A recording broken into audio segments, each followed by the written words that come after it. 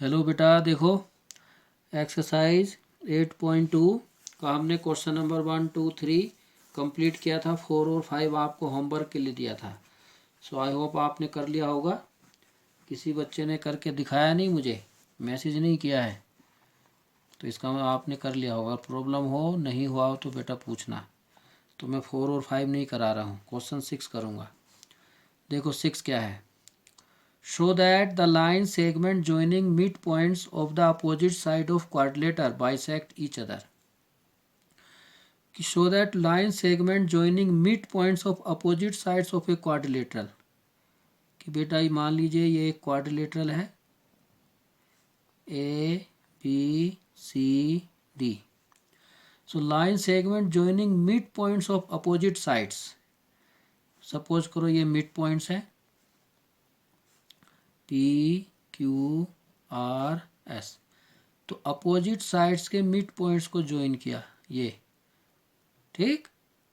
और ये तो जो लाइन सेगमेंट है पी आर और S Q bisect each other, ये बाइसेक्ट करेंगे। Bisect means S O equal Q O, R O equal P O. ये हमें प्रूफ करना है, ठीक। तो यहाँ गिवन में क्या है, गिवन में है A B C D is a quadrilateral,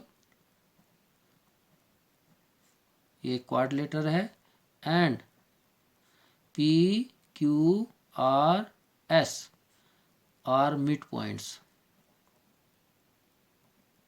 of sides A B comma B C comma C D and D A respectively, ठीक। ये इनके मिड पॉइंट्स है बेटा।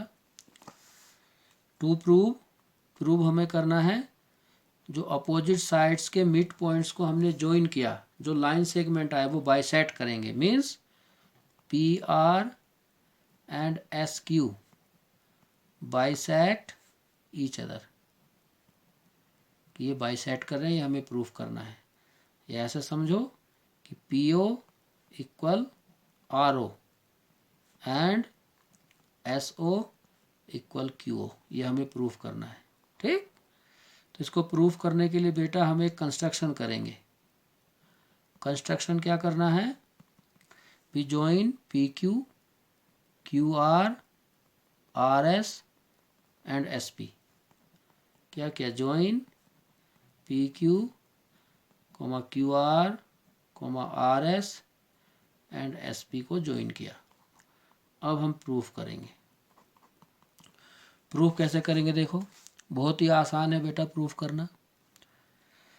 देखो A B C D is a quadrilateral and P Q R S mid points of the sides, and we know that a quadrilateral formed by joining the midpoints of sides in order is a parallelogram.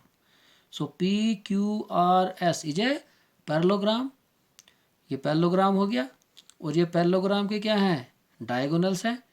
Also we know that diagonals of parallelogram bisect each other. So इसके diagonal bisect करेंगे। बस इस तरह से लिखना है, ठीक। तो यहाँ हम लिखेंगे we know that a quadrilateral formed by joining the midpoints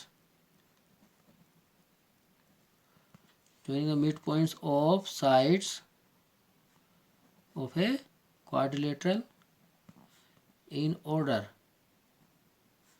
is a parallelogram, ठीक। ये पहले आपको बताया हमने, प्रूफ भी किया है। So P Q R S is a parallelogram. बेटा पी क्यू आर एस एक पैरेललोग्राम हो गया। And also we know that diagonals of parallelogram bisect each other. So PR and SQ will bisect each other, क्योंकि ये दोनों parallelogram के diagonal हो गए। सो PO equal RO and SO equal QO। Proof ऐसे करना है, ठीक। नाउ इसके बाद देखो क्वेश्चन नंबर 7। क्वेश्चन 7 क्या है? ABC is a triangle right angle at C। ABC एक राइट एंगल ट्रायंगल है, राइट एंगल एट C। तो ABC ये राइट एंगल ट्रायंगल है C पे, यानी कि एंगल C 90 है। A line through mid point of M of hypotenuse, hypotenuse का मिड पॉइंट है बेटा M, मिड पॉइंट है ये AM इक्वल BM। तो यहाँ से एक लाइन ड्रा किया, a line through the mid point M of hypotenuse AB, ये AB हाइपोटेनियस हो गया, parallel to BC intersects AC at D।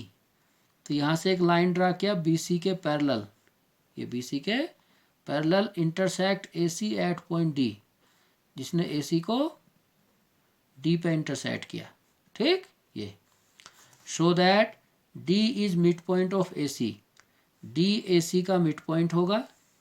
MD perpendicular AC, MD AC पे परपेंडिकुलर है। And CM equal MA equal half of AB।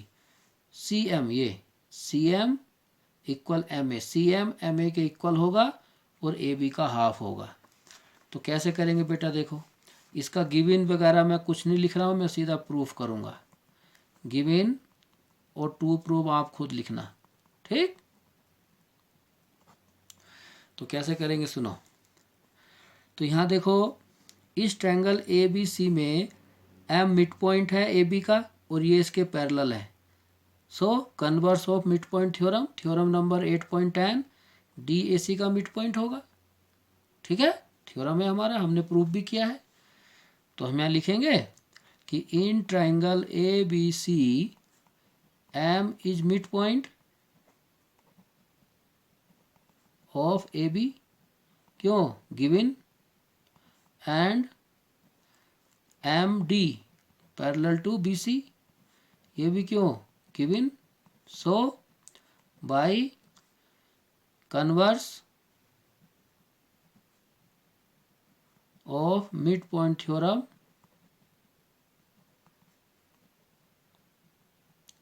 इसको वो है theorem number 8.10। By converse of mid point theorem, theorem 8.10, D will be midpoint of AC, DAC का mid point होगा। बस first part proof हो गया। नाउ अब हमें प्रूफ करना है कि MD इस पे परपेंडिकुलर है। तो उसके लिए बेटा देखो कैसे प्रूफ करेंगे, क्योंकि ये लाइन इसके पैरेलल है। जब ये इसके पैरेलल है सो ये एंगल इसके बराबर होगा, इन्हें हम बोलते हैं corresponding angles. Now since MD parallel BC given, so angle ADM equal होगा एंगल DCB, क्यों? Corresponding angles, corresponding angles means when lines are parallel then corresponding angles are equal. Therefore angle ADM और DCB ये angle कितना है? 90। ये question में कहा है, ठीक। Since angle C equal to 90 गिवन, तो एंगल ADM, एंगल D कितना हो गया हमारा? 90 डिग्री। इसका मतलब MD AD पे परपेंडिकुलर हो गया। Therefore MD perpendicular to AD या AC, MD AC पे परपेंडिकुलर। तो सेकंड पार्ट भी प्रूफ हो गया। नाउ अब कहा है थर्ड पार्ट में CM equal MA, CM MA के इक्वल होगा। तो इसके लिए हम इन दोनों ट्रायंगल को कॉन्करेंट प्रूफ कर देंगे। जब ये ट्रायंगल कॉन्करेंट हो जाएंगे, this equal this by CP CT। तो कैसे कॉन्कुरेंट करेंगे, देखो ए डी इक्वल है सी डी के, क्योंकि डी मिड पॉइंट है, हमने प्रूफ किया है। Angle D equal angle D each 90 degree, और D M common. So by S A S congruence rule से ट्रायंगल कॉन्कुरेंट हो गए। तो लिखते हैं in triangle A D M and triangle C D M. सबसे पहले A D equal C D, since D is mid point, D is mid point of A C, proved above, and angle ADM equal angle CDM, क्यों each 90 degree, perpendicular है ये, proved above, and DM equal DM, क्यों common. ठीक, so by SAS congruence rule triangle ADM congruent triangle CDM, और जब ये concurrent हो गए तो बेटा क्या होगा, CM इक्वल AD, CM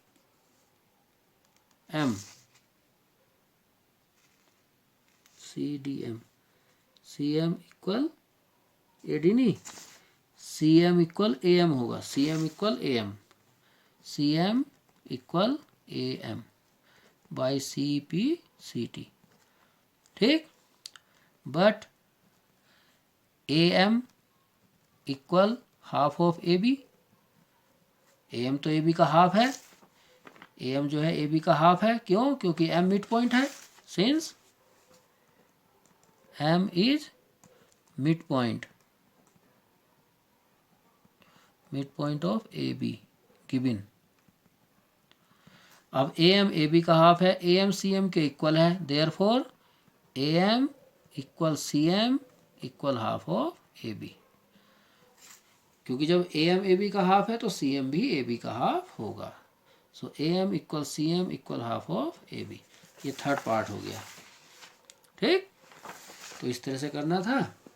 तो ये आपका चैप्टर बेटा कंप्लीट हो गया है। ठीक, क्वेश्चन 4 और 5 आपने कर लिए होंगे, तो यहाँ तक हो गया। इसके बाद आपका न्यू चैप्टर है। ये न्यू चैप्टर देखो बेटा, आपने 4 और 5 मुझे करके नहीं भेजा है कॉपी में, फ़ोटो आप इनको करके मुझे फ़ोटो भेजो, तब मैं आगे कराऊंगा। अगर कोई फ़ोटो नहीं भेजेगा तो फिर बेटा आगे मैं आगे आपको नहीं कराऊंगा, जब लॉकडाउन वगैरह खुलेगा उसके बाद कराएंगे। लेकिन अगर आप पढ़ोगे ठीक से, करके दिखाओगे होमवर्क मुझे, तो ही मैं आगे पढ़ाऊंगा, वरना आगे नहीं करेंगे। फिलहाल ये चैप्टर आपको कंप्लीट हो गया है। ठीक, ओके, थैंक यू बेटा।